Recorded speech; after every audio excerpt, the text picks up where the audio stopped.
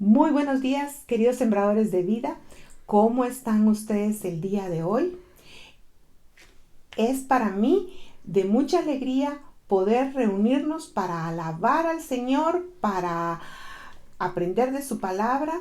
Esperamos que juntos lo hagamos hoy. Le damos gracias a Él por todas sus misericordias, por todas sus bondades. Hermanos, los extrañamos, como siempre se los digo, pero es de todo corazón. Los amamos y esperamos pronto poderlos ver y abrazarlos, que es lo que más deseamos mi esposo y yo. El Señor los bendiga, los queremos mucho. Buenos días, hermanos, estamos muy contentos de estar de nuevo sabiendo que aunque no estamos físicamente juntos, estamos reunidos para alabar al Señor, para glorificar su nombre. No saben la alegría que nos da cada domingo saber que podemos llegar con ustedes y que de alguna manera podemos tener un contacto. Y quisiera invitarlos, hermanos, hoy en la tarde, y es una tarde muy especial, vamos a tener la Cena del Señor por Zoom a las 5:30 de la tarde. Los invito a que todos los que tengan el deseo de compartir este tiempo, que es un tiempo de comunión, es un tiempo de mucha solemnidad para nosotros, es un mandato del Señor, es una ordenanza del Señor para nosotros y queremos que todos los que puedan reunirse con nosotros a través de Zoom lo hagan y que con sus hijos y con su familia pasemos un buen tiempo de adoración al Señor y especialmente tomando la cena del Señor. Hermanos, esperamos verlos a todos en Zoom, compartir con ustedes y aunque sea de lejos saludarlos. Los extrañamos a todos, hermanos, a toditos los extrañamos, queremos verlos. Todavía no están las circunstancias para vernos, pero del Señor son los tiempos y los momentos. Él nos va a decir el tiempo y el momento en el que lo vamos a hacer. Mientras tanto, hermano, conságrese al Señor, viva una vida que le agrada al Señor, sirva al Señor donde pueda hacerlo, comparte el Evangelio con el que tenga la oportunidad de hacerlo, mi hermano. Es nuestra tarea en estos tiempos difíciles. Que el Señor los bendiga y esperamos que pasemos un buen tiempo esta mañana disfrutando la alabanza y la palabra del Señor.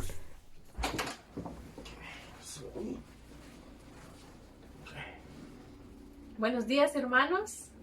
Hola. Hola. Buenos días. Buenos días, hermanos. Es un gusto saludarlos. Hola. ¿Qué están haciendo? ¿Qué estás haciendo? Queremos decirles que es un gusto poder saludarles hoy y como lo hemos dicho ya varias veces, nos han escuchado, ¿verdad? Que los extrañamos, ¿verdad? Sí. Los extrañamos muchísimo. Los extrañamos muchísimo. Hola. ¿Qué estás haciendo? Y esperamos el día que nos volvamos a reunir. Yo quiero ir a la iglesia. Yo quiero ir a la iglesia. Ese es nuestro sentir, hermanos, y les mandémosles un abrazo. Un abrazo. Manda un abrazo. Los queremos mucho y que tengamos un bendecido servicio. Amén. Amén. Amén. ¡Lo hicimos! Hermanos, buenos días. Es un gusto poder saludarles en nombre de Sembradores de Vida. Desear que tengan un día lleno de bendiciones, que puedan disfrutar de este lindo día, que puedan disfrutar de todas las misericordias, todas las nuevas misericordias que Dios ha preparado para cada uno de nosotros. Hoy, además de saludarles, quiero leerles el Salmo 133 que he estado recordando estos días. Me ha parecido fascinante, entonces se los comparto. Lo voy a leer de la Nueva Versión Internacional. Dice así: cuán bueno y cuán agradable es que los hermanos convivan en armonía. Es como el buen aceite que desde la cabeza va descendiendo por la barba de Aarón, hasta el borde de sus vestiduras. Es como el rocío de Hermón que va descendiendo sobre los montes de Sión. Donde se da esta armonía, el Señor concede bendición y vida eterna. Me llama la atención, me gusta mucho por las tres palabras o los tres conceptos con los que termina: armonía, bendición y vida eterna. A lo largo de la vida de sembradores hemos podido ver esa armonía. Hasta hace poco la disfrutábamos en el templo pero en estos tiempos de crisis, de coronavirus, de pandemia, esa armonía ha cambiado a ser de cierta forma virtual y aún así ha crecido. Anhelamos el tiempo en el que podamos volver a estar juntos, pero aún así, con la distancia, hemos podido ver la bendición de Dios. Esa bendición ha sido increíble. Dios nos ha concedido su bendición y si la pudiéramos medir, si le pudiéramos poner peso, yo diría 10 toneladas de bendición. Ha sido increíble la fidelidad de Dios y así como ha sido increíble su fidelidad, hemos podido ver armonía, bendición, y lo que no hemos podido ver aún es vida eterna. Pero al ver esa armonía y esa bendición, no nos cabe duda que lo siguiente es vida eterna. Entonces, mientras llega esa vida eterna, hermanos, yo les quiero pedir que sigamos creciendo en armonía, en fe, en acercarnos a nuestro Señor Jesucristo, que le conozcamos más, que le busquemos más y estemos cerca de Él, cerca de Dios, cerca de nuestros hermanos.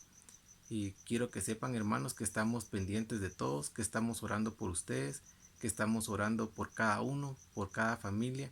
Le pedimos a Dios que les bendiga, les extrañamos, les amamos y a la distancia les mandamos un gran abrazo con todos nuestros mejores deseos, confiando en que Dios les bendecirá, les cuidará y que estará con cada uno de nosotros siempre. Que Dios les bendiga, hermanos. Alzaré mis ojos a los montes. ¿De dónde vendrá mi socorro? Mi socorro viene de Jehová, que hizo los cielos y la tierra. No dará tu pie al resbaladero, ni se dormirá el que te guarda. He aquí no se adormecerá, ni dormirá el que guarda a Israel. Jehová es tu guardador, Jehová es tu sombra a tu mano derecha. El sol no te fatigará de día, ni la luna de noche. Jehová te guardará de todo mal, Él guardará tu alma. Jehová guardará tu salida y tu entrada desde ahora y para siempre.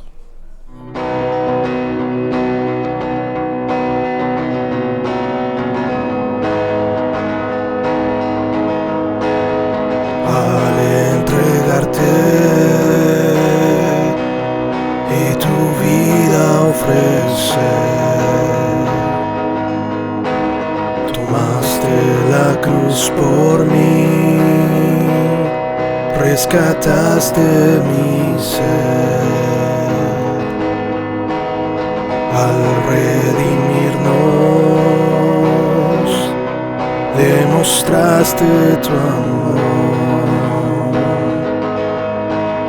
Ahora mis ojos ven, tu verdad me cambió.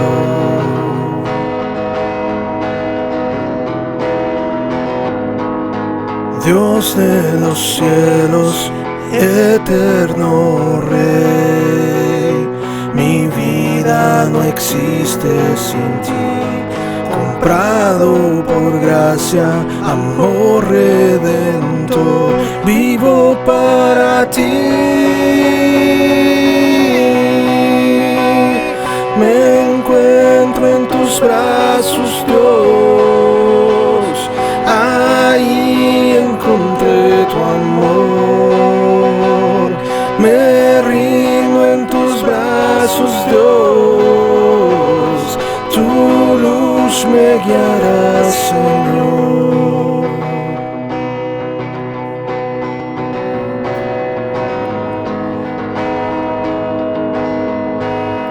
Glorioso Cristo, libre soy en tu luz. Aunque el mundo pasará, tú eres fiel, mi Jesús.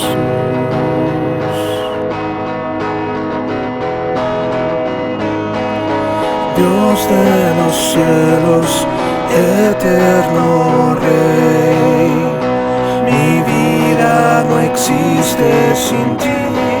Comprado con gracia, amor redentor, vivo para ti.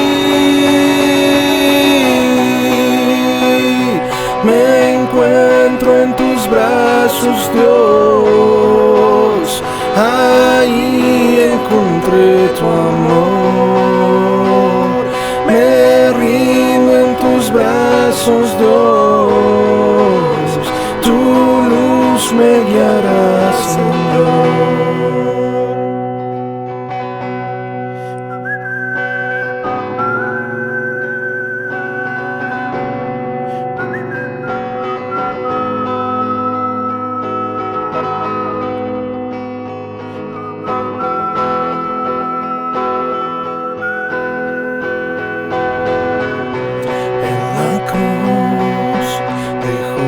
Cargas a tus pies, donde tú cubres con tu amor mi pecado, Señor.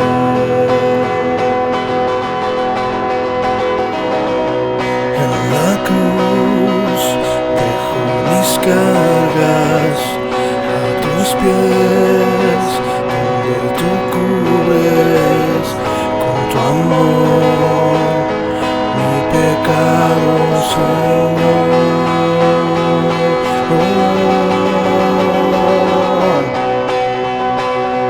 Me encuentro en tus brazos, Dios. Allí encontré tu amor.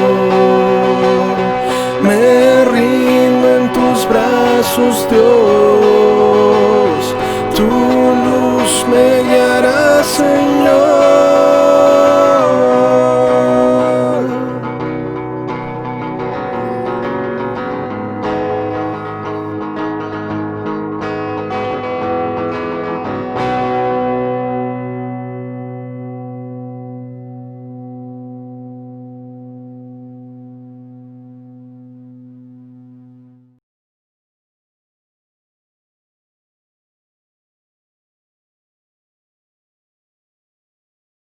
Buenos días, hermanos, qué bueno estar con ustedes otra vez y poder compartir la palabra del Señor.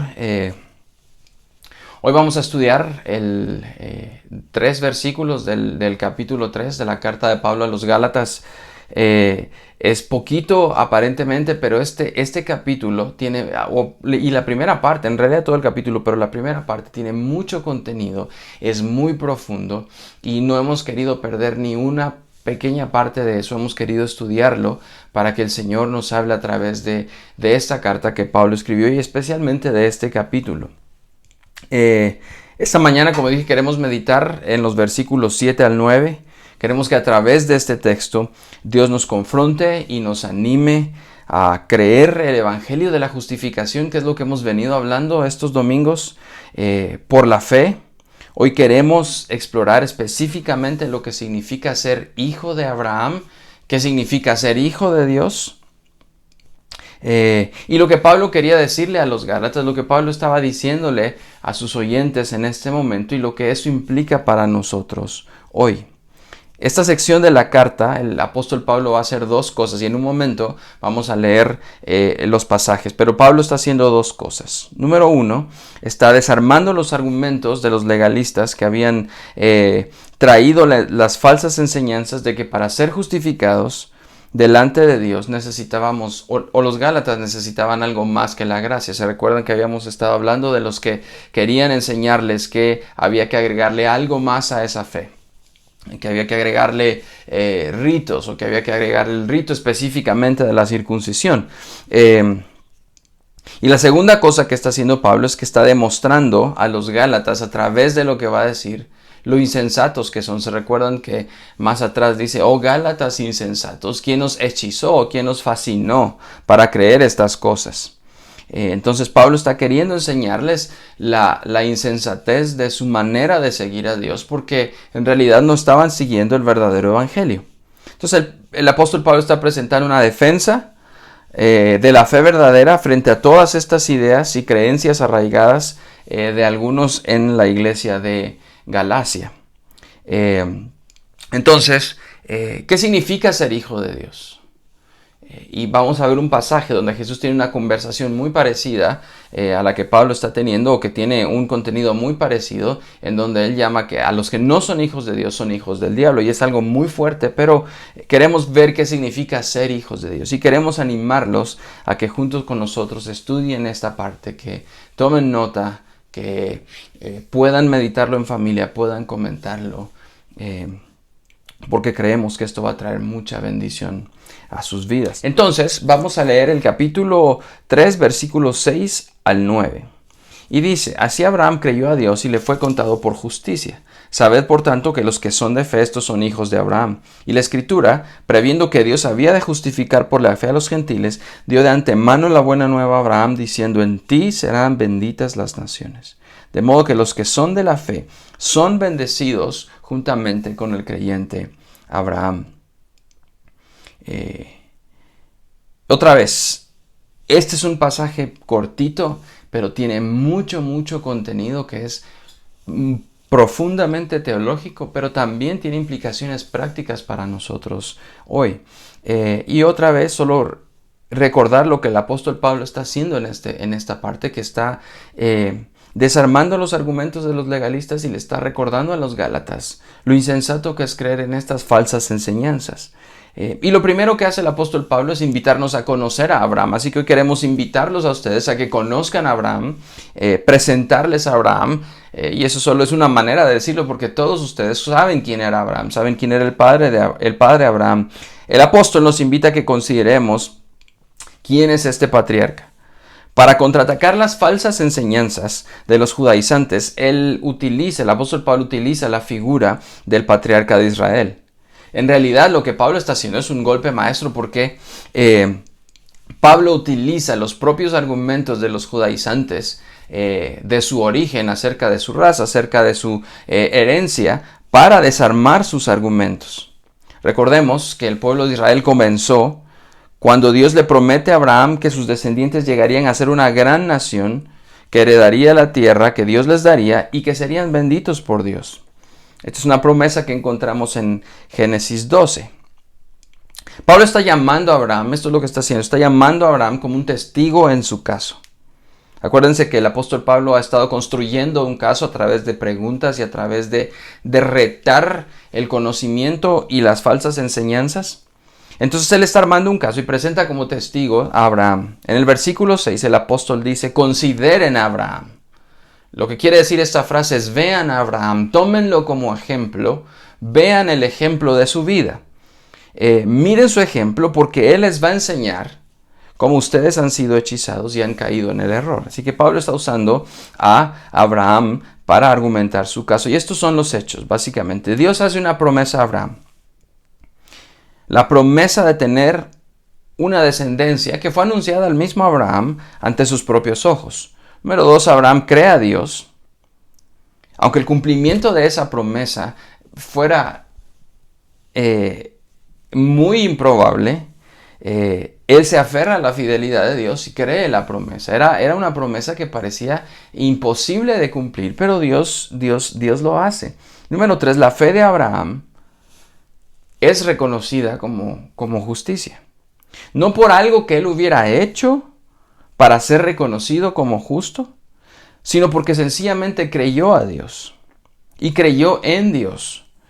Es importante ser reconocido como justo, y es importante notar que no dice que creyó. Y número 3, la fe de Abraham fue reconocida como justicia. No por algo que Abraham hubiera hecho para ser reconocido como justo, sino porque sencillamente creyó en lo que Dios le estaba diciendo. Y es importante notar que no dice que creyó solamente en Dios, sino creyó a Dios. Es decir, confió en lo que el carácter de Dios le había mostrado hasta ese momento. Y cuando Dios le habla, Abraham cree y por lo tanto él confía en esa promesa. Entonces Abraham creyó y le fue contado por justicia. En este versículo 6, que ya vimos la semana pasada, Pablo está regresando siglos atrás y cita un pasaje en Génesis 6, en donde Abraham era entonces conocido como Abram. La palabra griega que el apóstol Pablo usa ya en Gálatas 6 para describir la condición de Abraham es que le fue contada por justicia, fue declarado justo, dice otras versiones. Este es un término bien importante de entender porque es un término mayormente utilizado en contabilidad. Y lo que quería decir es que básicamente es que un dinero se está recibiendo y se cuenta como pago para una obligación, o para nosotros en español la frase contado por significa que se le confiere un estatus a algo que antes no lo tenía. A algo se le da una condición que antes no tenía. O es como si un dinero se acredita a una cuenta y estamos seguros de que antes no teníamos ese dinero. La idea es que hay un cambio de condición. Antes no había algo y ahora hay algo. Entonces Abraham, antes de que le fuera contado por justicia, él no tenía esa justicia. Lo que quiere decir es que no había nada en él que pudiera hacer para que él fuera justo en sí mismo. Esa justicia tenía que venir de alguien más. Y por supuesto entendemos ahora que esa justicia venía de Dios, que le fue imputada a Abraham, que le fue contada por justicia. Pero la fe en sí misma no es una justicia en sí misma. No es la fe de Abraham esa justicia en sí misma que le fue tomada como si fuera justicia. No es que su fe fuera un acto de justicia en sí mismo que merecía el favor de Dios. Fue Dios quien le confirió esa justicia y no tenía nada que ver con algo que Abraham hubiera hecho. Tenía que ver más con la elección de Dios en Abraham y con la justicia que él puso sobre Abraham. Y esto es lo que sucede. Dios trata a una persona. Cuando Dios le acredita su justicia a alguien, en realidad le está cambiando de estatus a esa persona. Eso es lo que hace con Abraham. Y esto es lo que pasa. Dios trata a esa persona como justo y libre de condenación, aunque en realidad esa persona siga siendo pecadora y sigue siendo injusto en su corazón. Y ustedes ven la historia de Abraham. Cometió muchos errores, pecó, se equivocó muchas veces, pero Dios lo estaba tratando como un hombre justo. Ahora, esto va en contra de todas las creencias de las religiones tradicionales.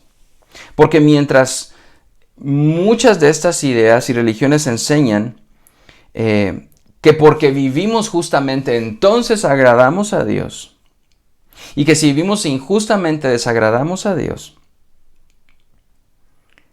lo que Pablo y Abraham nos están enseñando es que es posible ser amados y aceptados por Dios mientras somos pecadores e imperfectos. Este es el corazón de lo que el apóstol Pablo está tratando de compartir.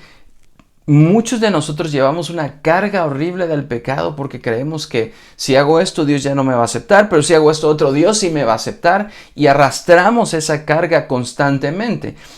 Uno de los probablemente de los personajes que mejor representan esta cuestión es Martín Lutero. Él llevaba una carga horrible por el pecado.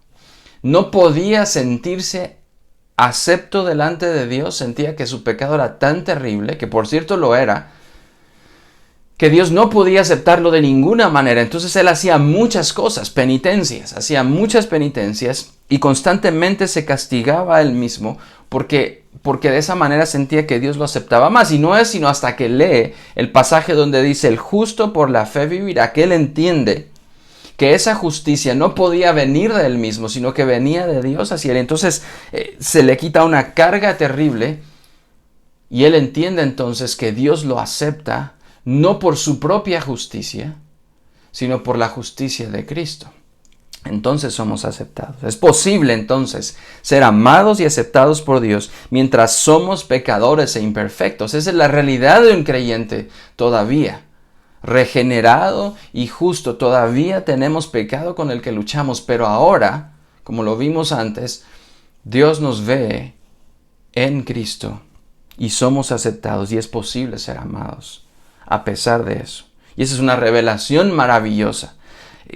Tendríamos que estar agradecidos constantemente con el Señor por ese mismo hecho, porque ¿quién de ustedes, quién de nosotros no lucha con el pecado todos los días? ¿A quién no le pesa ese pecado? Alguien que tiene el Espíritu Santo de Dios tiene que estar luchando constantemente con ese pecado porque está ahí dentro de nosotros. Si no hay lucha, entonces o no pecan y entonces son perfectos, que no es la realidad, o su conciencia, como dice el mismo apóstol Pablo, está cauterizada y no hemos entendido lo que significa esto que Pablo está compartiendo. Martín Lutero decía que somos simultáneamente justos y pecadores. Cuando una persona recibe la justicia de Dios, de Cristo, que se le acredita a él, esta persona todavía sigue siendo malvada. El estatus de justificados no se le da porque haya alcanzado ya un nivel de iluminación o de perfección o de conocimiento. No se da por lo que ya sabemos acerca de Dios. No se da por lo que hemos alcanzado durante la vida. Uno no limpia su vida para ganar el favor de Dios y la justicia de Cristo. Lo recibimos aun cuando somos pecadores y a pesar de nuestro propio pecado. Otra vez, uno no limpia su vida para ganar el favor de Dios. Y muchas veces cuando hablamos y cuando nos referimos a Dios y cuando nos acercamos a Él, nos acercamos con esa intención.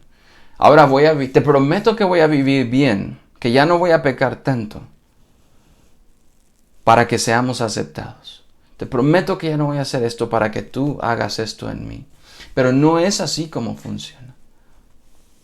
No limpio mi vida para ganar el favor de Dios. No hay nada que yo pueda hacer o dejar de hacer que me gane el favor más o menos de Dios. Porque ya lo ganó Cristo en la cruz. Ese favor ya lo ganó Cristo por nosotros y nos dio de esa justicia. Eso es lo que afirma Pablo mismo en Romanos 4:5. Y por eso es que Martín Lutero decía, somos simultáneamente justos y pecadores. Mas el que no obra, sino cree en aquel que justifica al impío, oiga, dice, justifica al impío, su fe le es contada por justicia. ¿A quién está justificando Dios en este momento? Al impío. Entonces somos justamente lo que decía Martín Lutero, simultáneamente justos, porque estamos siendo justificados por Cristo y seguimos siendo pecadores. Esa es la realidad. Nosotros seguimos luchando con eso. Y esa verdad, dice, más el que no obra, no significa, no quiere decir que hagamos nada. No tenemos que hacer nada, sino que cree en aquel que justifica al impío. Es creer en Dios. ¿Qué es lo que hizo Abraham? Ese que justifica al impío es Dios. Por eso nosotros decimos que esta carta es el evangelio de la justificación al impío. Dios justifica mientras somos pecadores. No tiene nada que ver con nuestra perfección ni con nuestra obediencia, porque no podemos ser obedientes perfectamente. Por eso Cristo vivió una obediencia perfecta, porque nosotros no podíamos vivirla.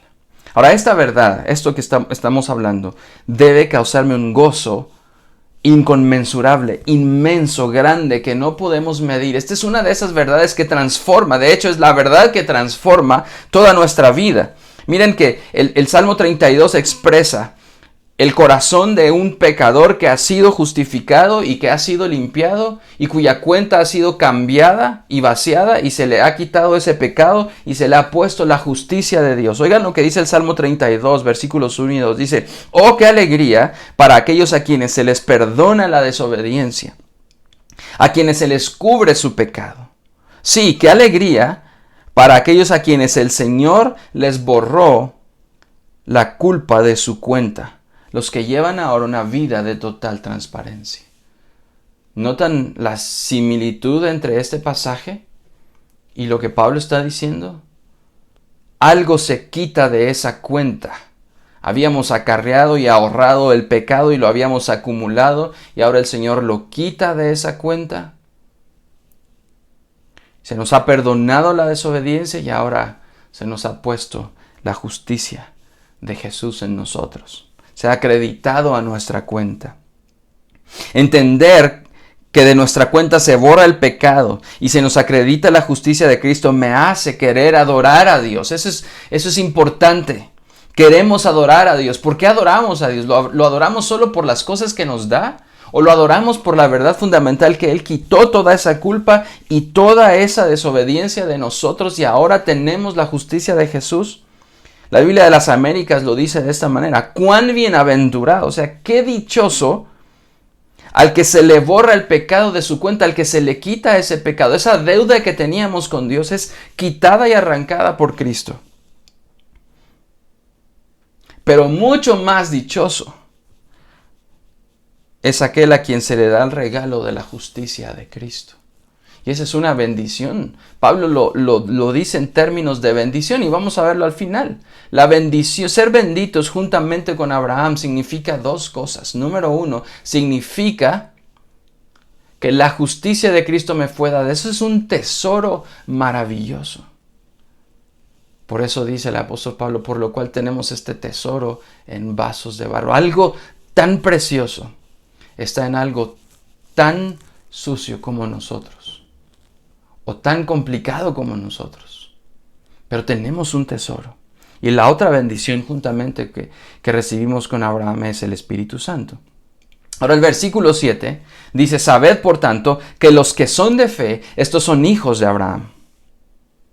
Por eso es que Pablo afirma en este versículo 7 que los descendientes de Abraham son los que viven por la fe, porque han sido justificados y se les ha acreditado esa justicia. Lo que en realidad importa, según el apóstol Pablo en este momento, no es el linaje físico de Abraham, es decir, ser judío, sino el linaje espiritual, es decir, los hombres y mujeres que comparten la fe de Abraham y que creen lo que él creyó.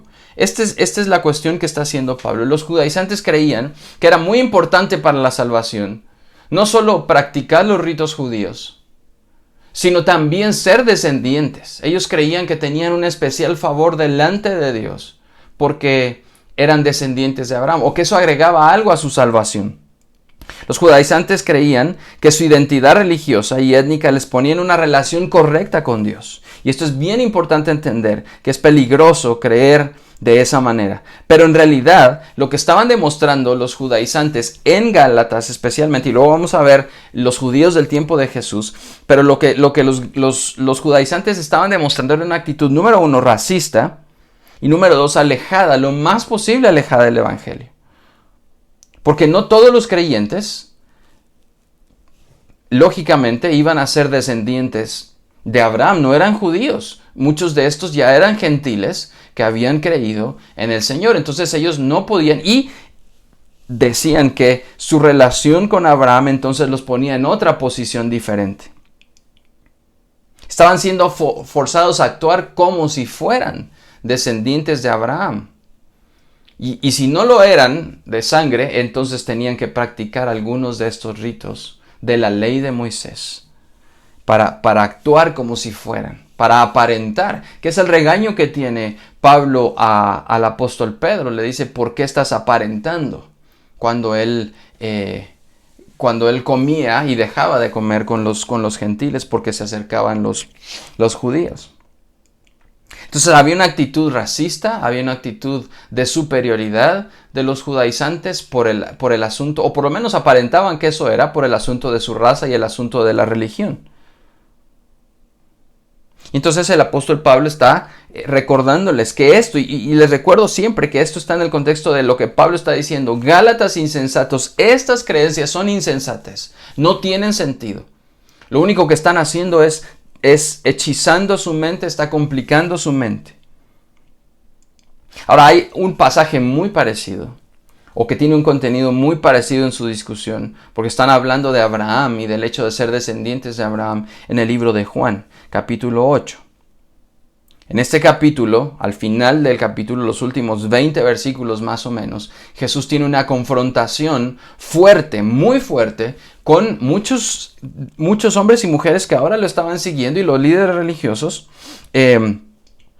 Y en este capítulo se nos narra ese episodio donde Jesús está discutiendo con ellos, que por cierto, casi le cuesta la vida al Señor Jesús, porque al final, cuando Jesús hace varias afirmaciones escandalosas. Primero, Él les dice que no son descendientes de Abraham, y lo vamos a ver en un momento. Luego les dice que son hijos de Satanás. Y luego Él mismo afirma sobre Él, antes de que Abraham fuera, yo soy. Él está afirmando su eternidad y su deidad. Y entonces, en ese momento, todos estos hombres y mujeres toman piedras y lo quieren apedrear. Y Jesús tiene que salir y esconderse. La discusión entre Jesús y esta gente giraba en torno al asunto de ser descendientes de Abraham. Jesús los reta a decirles que en realidad no eran hijos de Abraham porque no hacían las obras de Abraham y por lo tanto no eran hijos de Dios. Sí, ese reto que está haciendo constantemente enfurece a los líderes religiosos y enfurece a la gente que lo está oyendo. Dice en el versículo 31 del capítulo 8 de Juan. Y lo estoy leyendo porque tiene mucho que ver con la idea de los judaizantes en Gálatas. No se pierdan que estamos en el tiempo de Pablo. Él está escribiendo a los Gálatas sobre el asunto de Abraham, de ser hijos de Abraham. Pero Jesús toca puntos muy importantes aquí, porque es una discusión que tenía tiempo. Entonces Jesús decía a los judíos que habían creído en él: si vosotros permanecéis en mi palabra, verdaderamente sois mis discípulos y conoceréis la verdad, y la verdad os hará libres. Y ellos contestaron: somos descendientes de Abraham y nunca hemos sido esclavos de nadie. ¿Cómo dices tú seréis libres? Jesús le responde: en verdad os digo que todo el que comete pecado es esclavo del pecado. Y el esclavo no queda en la casa para siempre, el hijo sí permanece para siempre. Así que si el hijo os hace libres, entonces seréis verdaderamente libres. Sé que sois descendientes de Abraham. Y esto es importante, él afirma que son descendientes por la sangre, herederos de Abraham.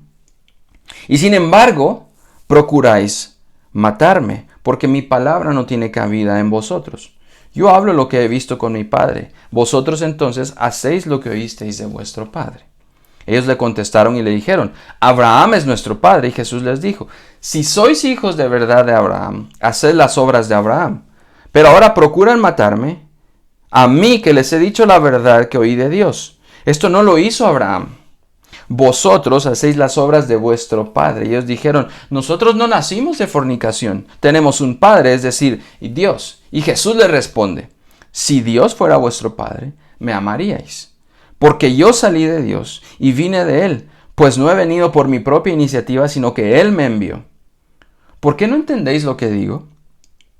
Porque no podéis oír mi palabra. Sois de vuestro padre el diablo y queréis hacer los deseos de vuestro padre.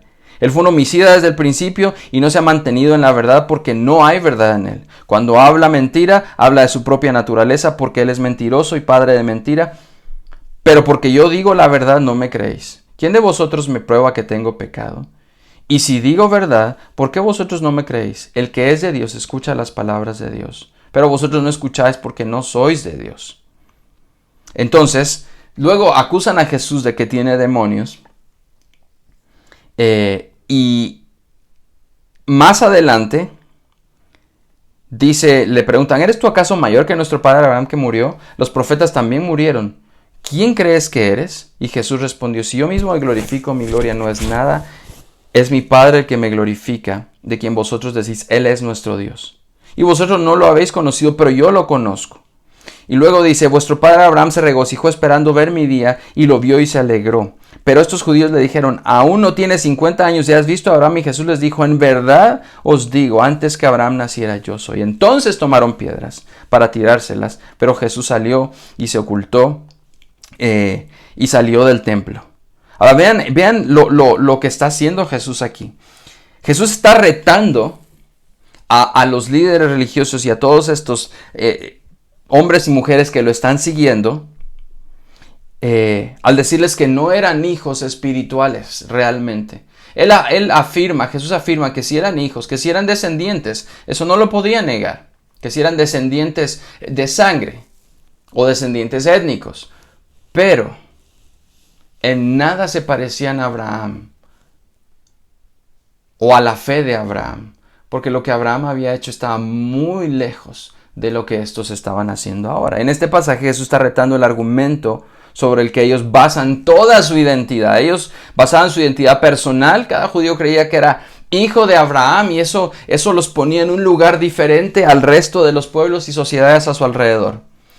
Toda su identidad religiosa estaba basada en el hecho de que eran hijos de Abraham. Nuestro padre Abraham. Y su identidad nacional tenía que estar basada también en la figura de Abraham. Él es el padre de Israel. Jesús quiere probar que el linaje físico, en realidad, esto es lo que está haciendo Jesús, no era importante para estar en una correcta relación con Dios. En otras palabras, estos hombres no estaban rectos delante de Dios solo porque eran descendientes de Abraham. Aquí Jesús hace una distinción entre los hijos legítimos de Abraham, que eran los que habían creído y hecho las obras de Abraham, y los líderes y los hijos ilegítimos de Abraham, que eran estos, que no creían, que no habían hecho, que no hacían las obras de Abraham.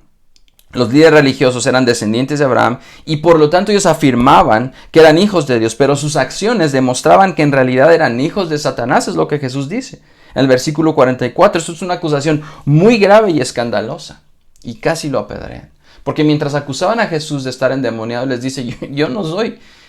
Ustedes son los que tienen por padre a Satanás. Porque Jesús estaba atacando su orgullo étnico, su orgullo religioso y su sentido de autojusticia. Estos hombres tenían un sentido tan grande de autojusticia que creían que ya estaban justificados delante de Dios por lo que eran, por cómo habían nacido. Es como si Dios tuviera consideración a los privilegios de estos hombres solo porque eran hijos de Abraham y entonces nacían automáticamente justificados. Ellos verdaderamente creían que eran buenos y justos porque eran descendientes de Abraham y que esa sola razón les había ganado el favor delante de Dios. Los verdaderos hijos de Abraham, los fieles seguidores de Dios, no estos hombres, no harían nada de lo que estos hacían. Entonces la pregunta es, ¿qué hacían estos hombres que fuera tan malo delante de los ojos de Jesús y que no se parecía en nada a la fe de Abraham? Número 1, Jesús dice ahí que lo rechazan. Jesús los acusó de rechazarlo en el versículo 40. Mientras estos hombres están rechazando a Jesús y su mensaje, Abraham no, él dice, pero Abraham no haría estas cosas. Abraham no hizo esto. Ahora, ¿qué no hizo Abraham? Eso quiere decir que Abraham no rechazó, sino que recibió al Señor. Y si ustedes se acuerdan, un ejemplo de cómo Abraham recibe al Señor y no lo rechaza, está en Génesis 18. Este es un pasaje donde está Abraham en su casa y de repente aparecen 3 hombres y lo visitan. Sabemos ahora que estos 3 hombres eran Dios y 2 ángeles, ¿sí? 2 ángeles y este tercer hombre era Dios. Ahora nosotros sabemos que esta es una manifestación preencarnada de Jesús, lo que nosotros conocemos como una cristofanía. Era Cristo antes de ser encarnado, se presenta y le da un mensaje. Y le dice que vaya, y el pasaje que sigue habla de Sodoma y Gomorra, pero va allá. Y lo que hace Abraham es que lo recibe y en lugar de rechazarlos y enviarlos afuera, él entiende quién lo está visitando, entiende que es el Señor, entiende que es Dios quien lo está visitando y lo sienta a la mesa y comparte sus alimentos. Entonces Jesús está poniendo en contraste esas obras porque Abraham sí recibe y es más, cuando cada vez que Dios se aparecía a Abraham y le hablaba, él recibía esa palabra y la entendía y la creía y vivía y actuaba en consecuencia. Número 2, Jesús acusa a estos judíos de no creer en su palabra y en no creer que él había sido enviado por Dios. Versículos 42, 54 y varios versículos ahí. Mientras dice que Abraham vio el día del Señor y se regocijó y lo creyó. Eso lo dice Jesús mismo en ese pasaje de Juan 8. Y la tercera cosa que es importante es que los acusó de odiarlo y de querer matarlo. Ahora, era entendible si lo rechazaban porque estaban temerosos. Digamos que pudieran haber estado temerosos de que este no fuera Dios y que era un hereje cualquiera. Tiene más o menos sentido que alguien sea cuidadoso y cauteloso. El problema es, y esto es lo que hacen ellos, es que lo odian, porque dice, si fueran en realidad hijos de Dios me amarían, poniendo en contraste la actitud de ellos que era odiarlo, pero la otra cosa es que lo querían matar. Y esos deseos no pueden venir bajo ninguna circunstancia de un hijo de Dios o de un hijo de Abraham. Eso es lo que está diciendo, que ustedes no pueden querer matarme y decir que soy hijo de Dios o que son hijos de Dios porque no entienden quién soy yo. Su rechazo a la verdad solo demostraba en realidad cómo habían sido engañados por sus propias actitudes. Las actitudes y acciones de estos líderes religiosos se identificaban claramente con Satanás.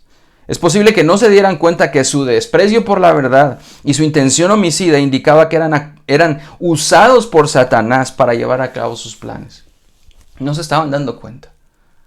Pero estaban teniendo deseos de matar a alguien. ¿Cómo podía alguien decir que era hijo de Abraham si querían matar a alguien? Que era descendiente de Abraham y que era hijo de Dios por eso. Una persona justificada no hace y no tiene esos pensamientos. Y creo que hay varias cosas que entender aquí. Hoy Una persona que se convierte en hijo de Dios, justificado por la fe en Cristo, no se convierte en hijo de Dios solo porque va a una iglesia. Tampoco es hijo de Dios o es una persona justificada porque tiene parientes cristianos. No heredamos la fe. No heredamos la fe así como un bien que ahora es mío y que ahora lo poseo y que nadie me lo puede quitar. Eso no pasa con la justicia de Dios.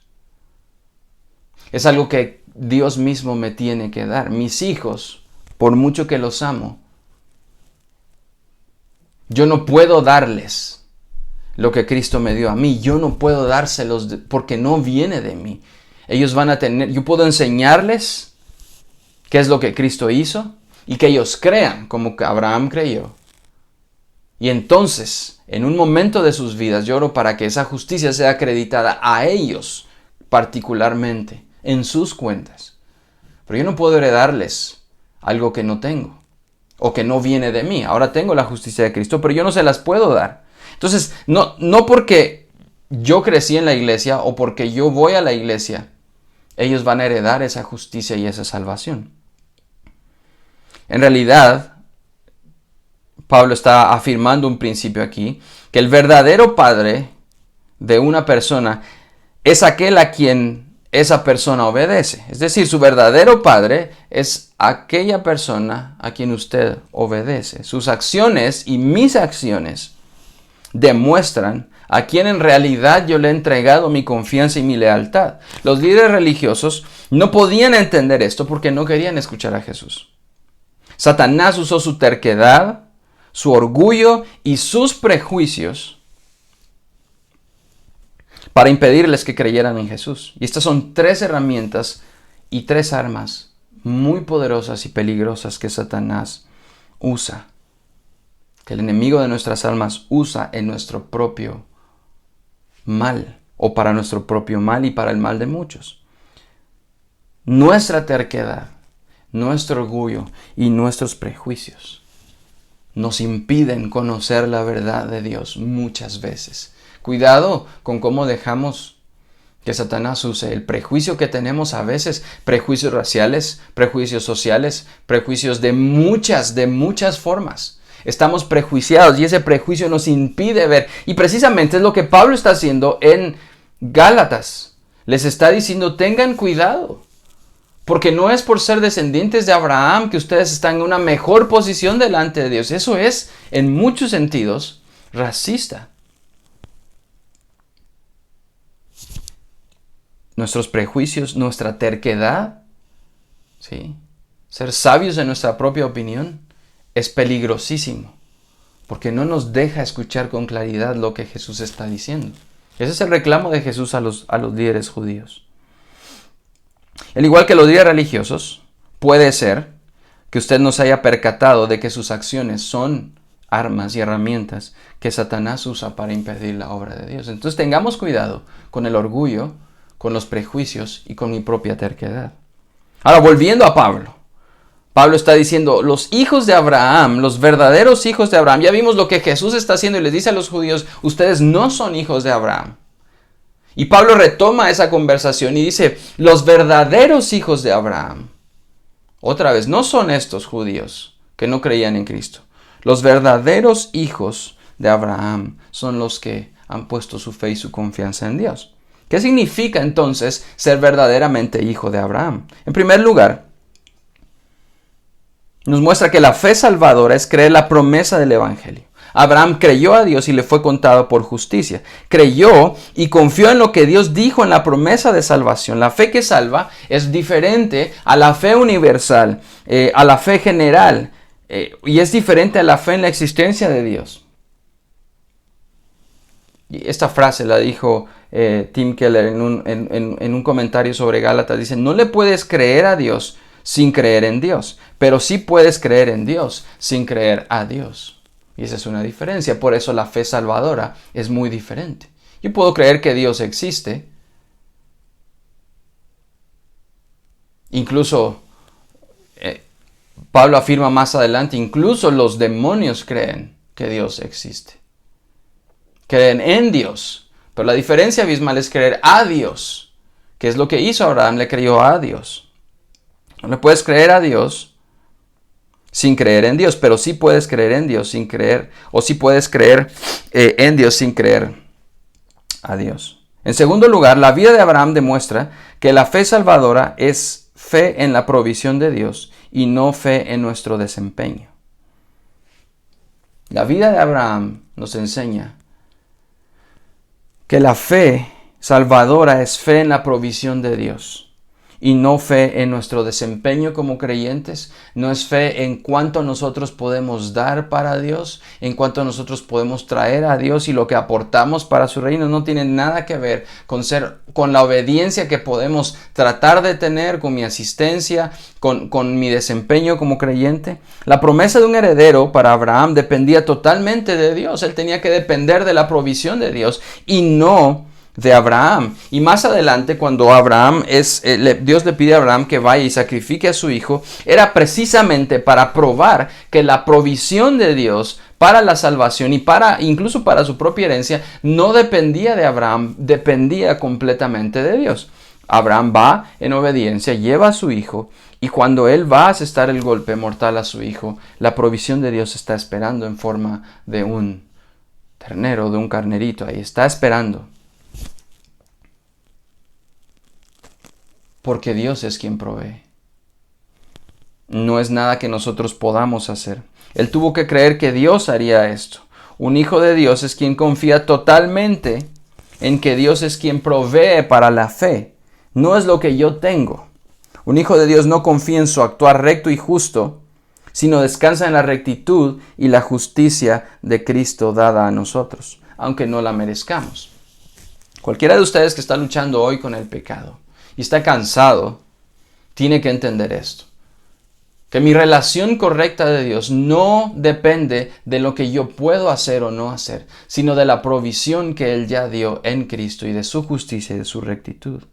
Y en tercer lugar, un hijo de Dios es quien cree las palabras de Jesús y descansa en esas promesas y en esas palabras. Los Gálatas habían sido, según Pablo, hechizados y comenzaron a creer las palabras de estos engañadores. Pablo les llama insensatos por haberse dejado fascinar y hechizar y olvidar que las palabras de Jesús eran mucho más profundas y eran palabras eternas. Jesús le dice a los religiosos en Juan 8:47, el que es de Dios, las palabras de Dios oye. Y más adelante Jesús mismo afirma que la fe de Abraham consistió en haberle creído a Dios esas palabras. Por eso dice Abraham vuestro padre, él creyó y no solo creyó, sino se gozó de que había de haber mi día, dice Jesús, de que Abraham había visto mi día. Creyó lo que Dios le había prometido.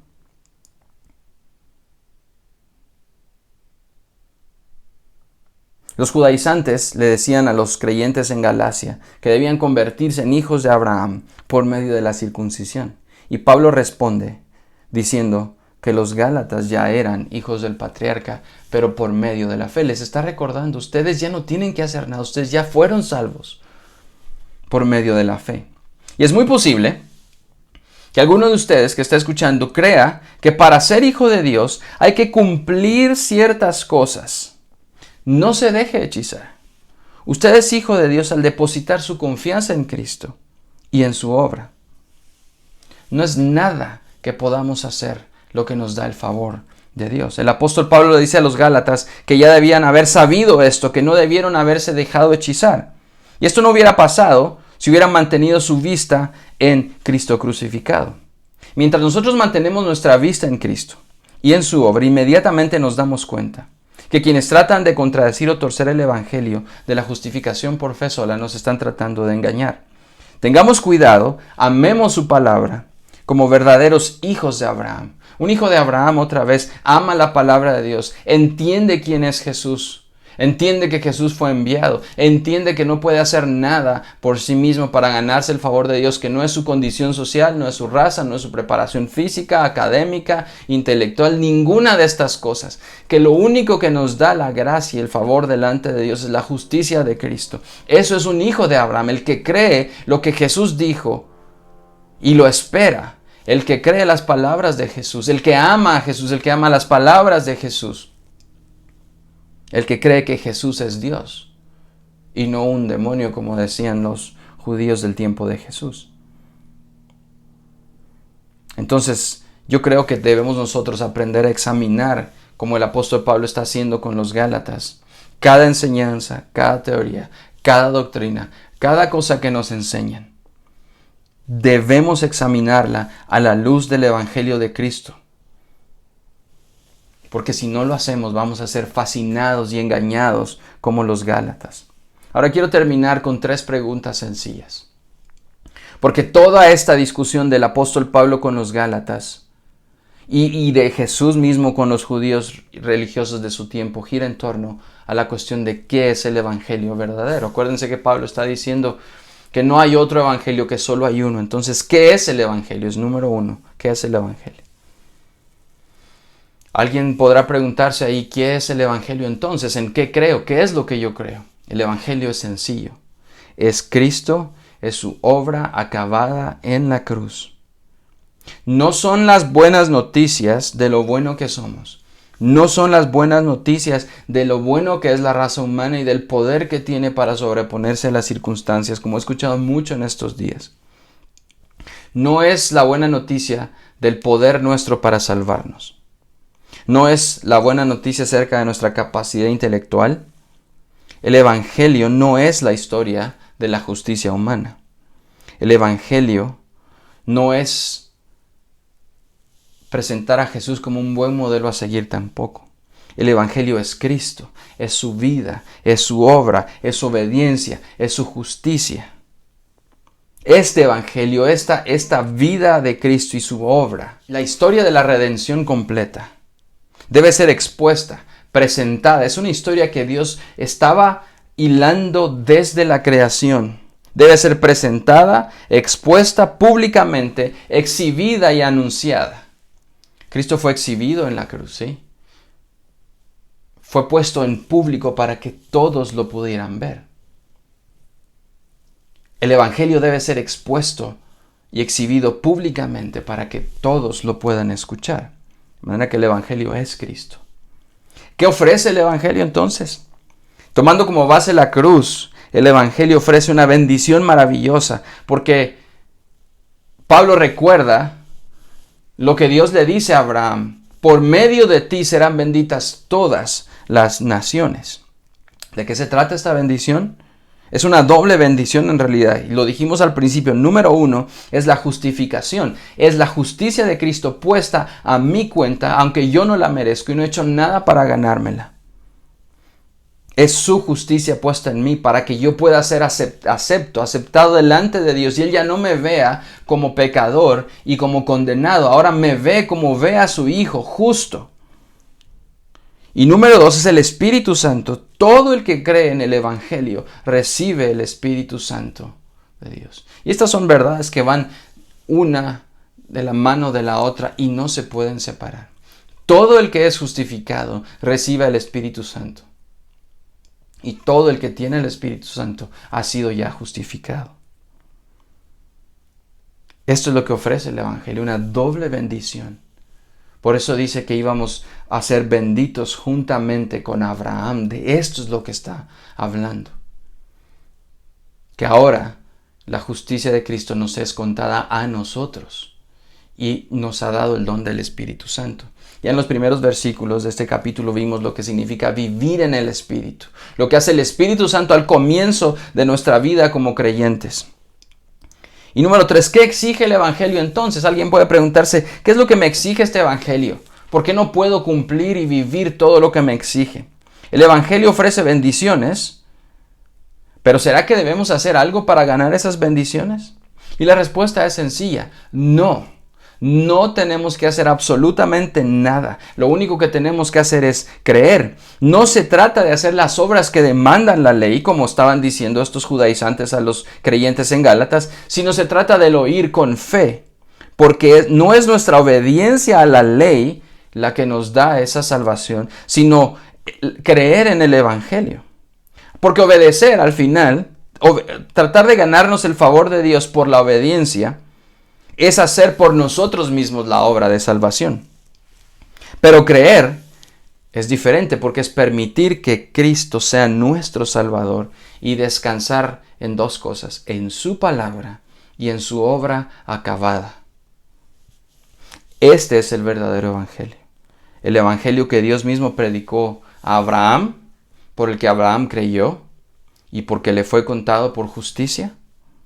Este es el mismo evangelio que Jesús le predica a los judíos que estaban acusándolo de tener un demonio y de ser un enviado de Satanás. Este es el mismo evangelio que Él les dice, yo soy el que fue enviado.